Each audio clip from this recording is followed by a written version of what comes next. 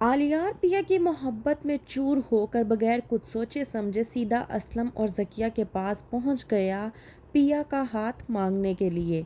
ड्रामे के next episode में आप लोग देखेंगे कि किस तरह से टकराव होता है सांवल और सस्सी का आपस में।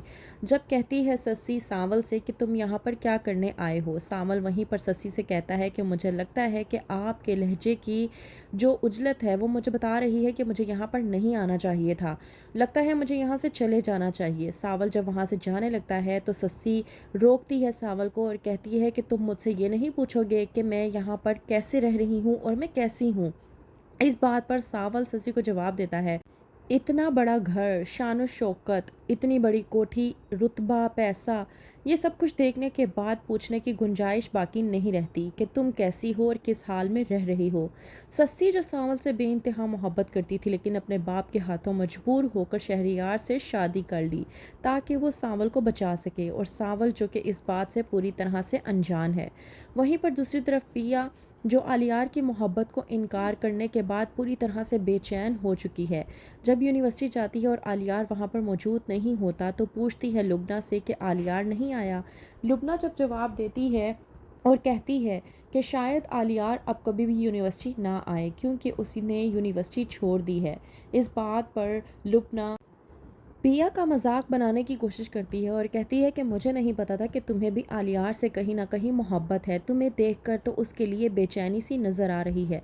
वहीं पर पिया जो कि पूरी तरह से बेचैन होती है तो ज़किया आती है और पिया से बात करने की कोशिश करती है। कहती है कि मुझे ऐसा क्यों लग रहा है कि तुमने उस लड़के को इनकार किया, इस वजह से तुम पूरी तरह से बेचैन हो चुकी हो।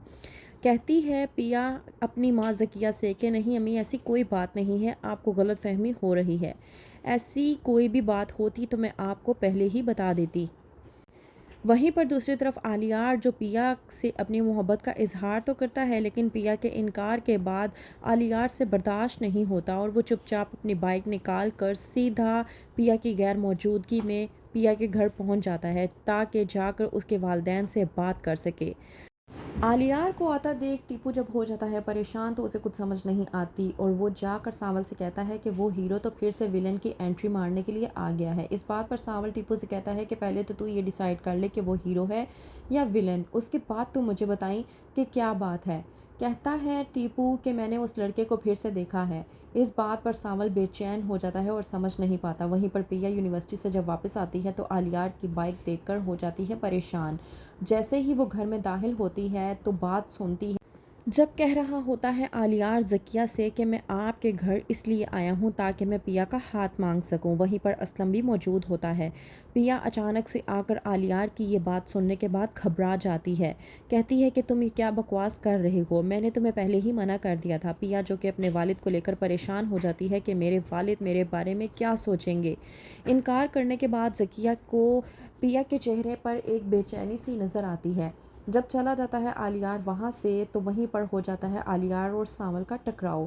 जब कहता है सांवल कि तुम जैसे बिगड़े अमीर ज़ादे का हमारे गरीब लोगों के मोहल्ले में क्या काम, तो इस बात पर आलियार का झगड़ा हो जाता है सांवल से और कहता है कि इस मोहल्ले में आने के लिए तुम्हारी इजाज़त लेनी पड़ेगी क्या, तुम क्या यहाँ पर इन्वेस्टिगेशन करते फिरते हो। कहता है सांवल कि इन्वेस्टिगेशन नहीं करता, लेकिन मैं तुम्हें एक बात बता दूँ, जो मैं कहता हूँ वो यहाँ के लोग करते हैं और जो मैं बोलता हूँ वो यहाँ के लोग सुनते हैं, तो बेहतर ये है कि तुम हमारे मोहल्ले से दूर रहो। तो क्या करेगा आलियार, क्या सांवल की बात मान लेगा या ले आएगा अपने वालिद मूसा को असलम के सामने जानने के लिए। देखते रहिए सांवल यार पिया।